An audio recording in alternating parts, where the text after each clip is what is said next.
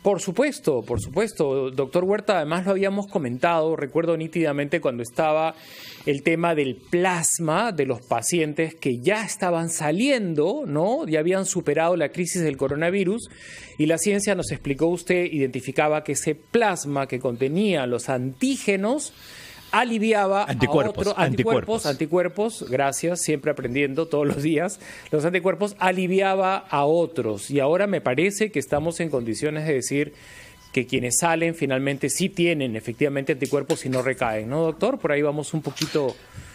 Correcto.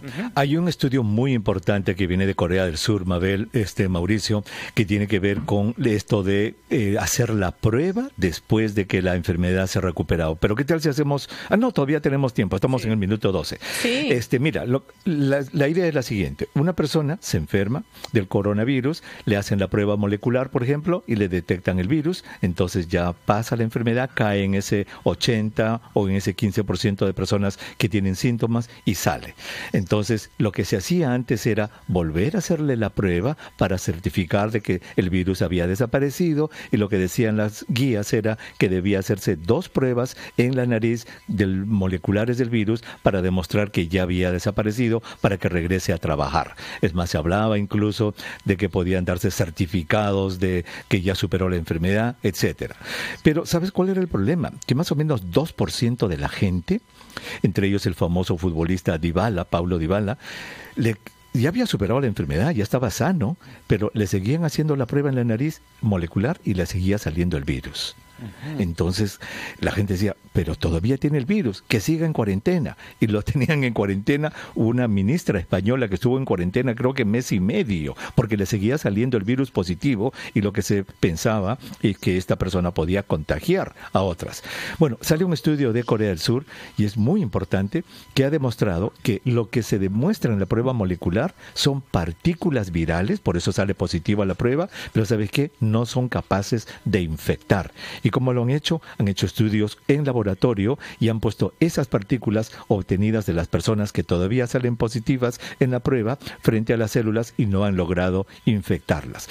Lo cual, en Corea del Sur, por ejemplo, abre la posibilidad, y esto probablemente va a ser igual en todo el mundo, la persona que se le hace la prueba y sale positiva, se recupera clínicamente, ya no es necesario hacerle más pruebas. ¿Por qué? Porque así salga positivo o negativo, ya no va a tener importancia y ya va a volver a trabajar después de simplemente haber superado la enfermedad desde el punto de vista clínico. Muy importante. Pero ahí yo tengo otra pregunta, doctor Huerta. La persona que tuvo el virus, pasó por este periodo de enfermedad de síntomas, se llega a curar, eventualmente en unos cuantos meses, ¿podría volver a contraer el nuevo coronavirus? Ese es otro asunto completamente diferente, y eso no tiene respuesta hasta este momento. ¿Por qué? Porque hoy día recién son 141 días que conocemos a este virus, y los sobrevivientes, entre comillas, de esta enfermedad no tienen más de 4 meses y medio, que es un tiempo muy corto, Mabel, como para evaluar si se pueden volver a reinfectar o no, que es tu pregunta. Así es que eso probablemente se va a saber a fin de año o el próximo año, cuando ya se tengan miles de pacientes que durante 12 meses por lo menos hayan sido seguidos para ver si se volvieron a infectar, a recaer de la enfermedad. Eso todavía no se sabe. Hoy día habla el presidente Martín Vizcarra, lo anunció ayer, y dentro de las estadísticas que se comparten, doctor, siempre dan con exactitud el número de recuperados, que sí se sabe con precisión porque salen del hospital y es fácil no fallar en ese dato. Esos recuperados tienen un plasma que sería de alguna manera compatible para ayudar a muchos que están empezando el proceso, ¿no? Digamos que ya hemos salido de la etapa experimental y ya estamos en condiciones de confirmarlo. ¿Podríamos hacerlo en nuestro país? ¿Se puede obtener el plasma de esos pacientes? ¿Es viable? ¿Contamos con la infraestructura? ¿O nos estamos ilusionando demasiado? Vamos a la pausa, doctor, y volvemos con el comentario del plasma. Claro que sí. Que está de alguna manera circulando y que podría aliviar el sufrimiento de muchos peruanos. Volvemos.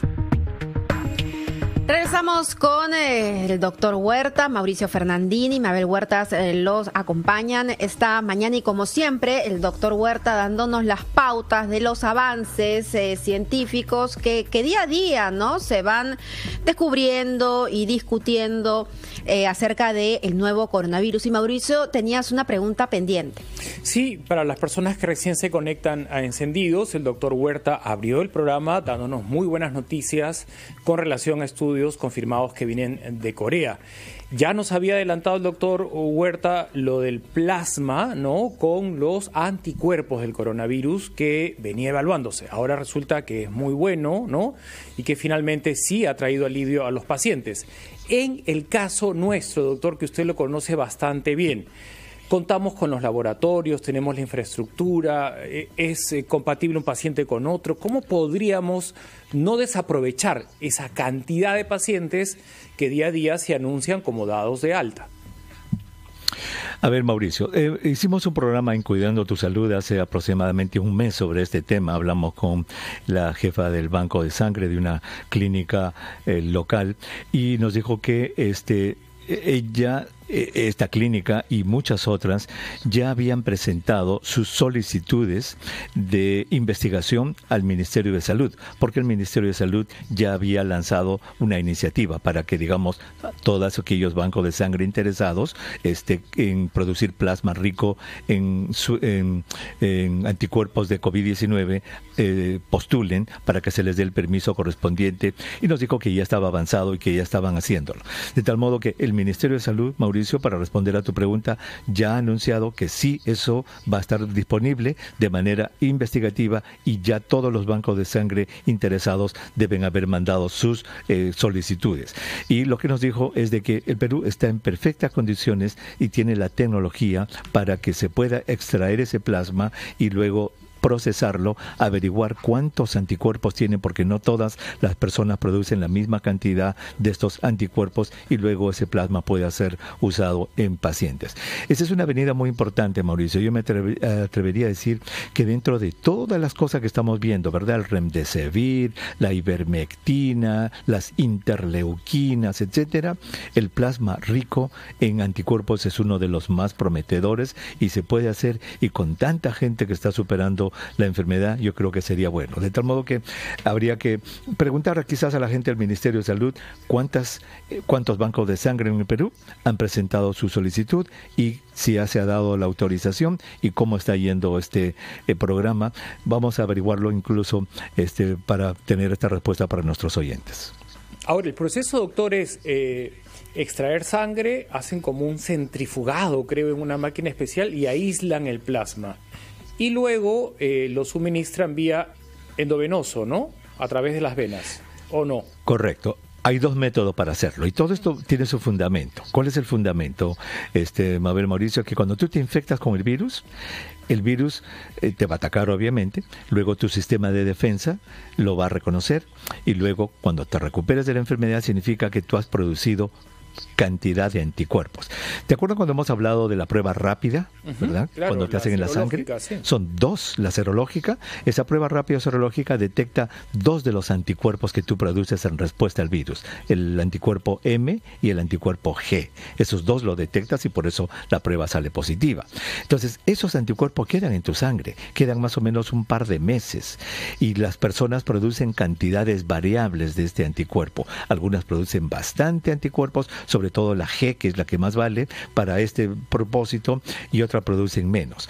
Entonces, al mes, porque eso es lo que la FDA dice, eso también está aprobado aquí en Estados Unidos, al mes, para haber pasado ya 28 días, te hacen, hay dos métodos, Mauricio. Uno, hay una máquina muy moderna que se llama plasmaferesis. Te ponen la aguja igualitito en un brazo, pero ¿sabes qué? Te ponen otra aguja en el otro brazo. ¿Por qué? Porque con una te sacan sangre, la máquina solamente le saca el líquido y por el otro brazo te devuelve tus glóbulos rojos. Imagínate. En simultáneo, plasmaferesis. Qué eficiencia de máquina, ¿no? Sí, correcto. Y eso, en el Perú existe eso, ¿eh? En el Perú existen estas máquinas de plasmaferesis. Es decir, te sacan tu sangre completa, la máquina le chupa el líquido y el sólido te lo devuelven por el otro brazo. Y la otra es más sencilla, que te sacan toda la sangre, una pinta se llama, que es más o menos medio litro de sangre. Esa sangre tiene dos componentes, el componente sólido, glóbulos blancos, glóbulos rojos y plaquetas, que lo separan de la parte plasmática, que es el líquido. Eso lo procesan, miden cuántos anticuerpos hay, hacen bolsitas de eso, y esas bolsitas son las que se transfunden a los pacientes que lo necesitan. Ese es el fundamento, digamos, de hacer esos tratamientos, y funciona. Uh-huh.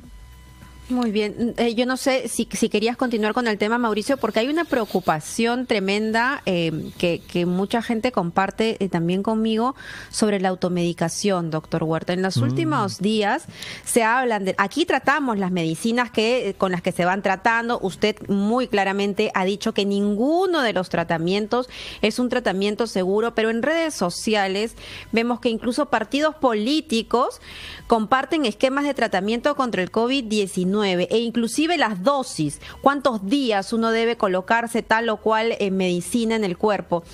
Hemos hablado durante el transcurso de la pandemia de los diferentes tratamientos que van apareciendo, pero doctor, yo quisiera que usted llame a la reflexión de lo importante que es no automedicarse y que siempre se siga un tratamiento en el cual haya sido impuesto por un médico, por un doctor.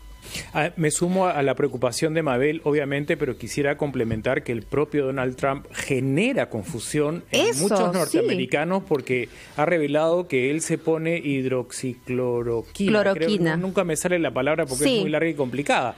Y usted, es que doctor, irresponsables hay en todo el mundo. Claro, efectos colaterales, que podía haber contaminación hepática, o que no estaba obviamente probado de que cure, y que más bien sí estaban demostrados los efectos colaterales negativos. Así es que hemos recibido estupefactos el comentario de Donald Trump una vez más. No es la primera vez que nos deja descuadrados, ¿no? Como un líder de un país tan importante. Es terrible, pero obviamente él siempre ha sido una persona que no cree en la ciencia, desde hace mucho tiempo. Él en su campaña política, ¿te acuerdas? Lo comentábamos aquí en Encendidos, de que él decía que las vacunas causaban autismo, por ejemplo. Terrible, terrible el daño que le ha hecho la ciencia. Él no entiende el cambio climático, él no entiende la ciencia. Absolutamente él no tiene ni idea de la ciencia. El otro día que dijo que sería bueno que introduzcan dentro del cuerpo algún tipo de luz ultravioleta. Y dijo que la gente no estaría mal que se investigue si es posible poner desinfectantes como lejía en los pulmones. O sea, es un señor que no tiene idea de lo que es ciencia. Y ayer reveló de que está tomando la hidroxicloroquina, y cuando le preguntaron, ¿y su doctor se lo dijo? Bueno, sí lo ha dicho. ¿Qué le dijo? Que si me gusta, lo tome. Ahí hay un error muy grande de este médico, obviamente, de la Casa Blanca, ¿no? Número uno. Pero, exacto. Número dos. Y entonces, ¿de dónde saca la evidencia? Si la FDA, señor Trump, le preguntaron, dice que no sirve. Bueno, para mí la evidencia son los tweets que me mandan mis amigos. Increíble. Mira. Qué irresponsable. Mira lo que dice. Pero eso no dista mucho de lo que estamos viendo y lo que Mabel se refiere. Este partido político, Podemos, Perú, y dice aquí fundador José Luna Gálvez, parece que es un médico, doctor José Luna Gálvez, pone y dice: hacemos público este tratamiento para ayudar a reducir el número de casos graves, y pone, como dice Mabel, una lista de medicinas con dosis. Pero ¿qué está haciendo esta gente? ¿Qué hace esta gente tan irresponsable? Una persona puede tomar este papel, ir a la farmacia con lo fácil que se consigue las medicinas y empezar a tomar prednisolona, prednisona, anticoagulantes, la enoxaparina, la ivermectina, la citromicina. ¿Qué cosa es esto? ¿Qué irresponsabilidad de esta gente de Podemos Perú? Eso no debe permitirse. Aquí debe entrar la Defensoría del Pueblo, la Fiscalía, el Ministerio de Salud, el Colegio Médico, para que este tipo de acciones de partidos políticos, ¿qué se creen? ¿Que pueden recetar por Twitter? Así es que mucho cuidado con esto, Mabel. Yo comparto completamente tu indignación. Esto no se hace. Gracias, doctor Huerta. Muy claro, muy preciso. Muchísimas gracias. Y que la población quede advertida, ¿no? Sí, porque la salud no se puede utilizar para aprovechamiento político, Mauricio, de verdad. Lógico. Es tremendo, de verdad. No sé cómo calificarlo, pero ahí está. Refréscame la memoria, Mabel. ¿Este lunes el que no le pagaba la AFP a sus empleados es el mismo? El hijo de Luna, ¿no? Que es el partido de Luna, el de las universidades, ¿no? Que no fueron aprobadas por la SUNEDO. En este partido está el señor Urresti, creo, también. Urresti también, sí, así es, primero de la lista. Qué irresponsabilidad. Mucha irresponsabilidad. Hagan las enmiendas del caso, porque la población finalmente tiende a creerles y puede seguir al pie de la letra lo que ellos difunden. Correcto. Ojo, estamos diciendo no. Nuestra misión es decir no a la automedicación, no a tratamientos empíricos, no a hacer caso. Hay un solo discurso y finalmente en ese estamos todos, ¿no? Luchando contra la muerte. Así es. Gracias. Responsabilidad se llama eso, responsabilidad con la gente. Gracias. Muchísimas gracias, doctor Huerta. Siempre es un placer conversar con usted. Nos vemos más tarde. Nos vemos en la tarde, sí, en la tardecita. Así Feliz es. cumpleaños, Mauricio. Gracias, doctor. Muchas gracias. Un salud después de las 12, un salud. Gracias. Lo espero con ambos. 10:30, pausa y volvemos.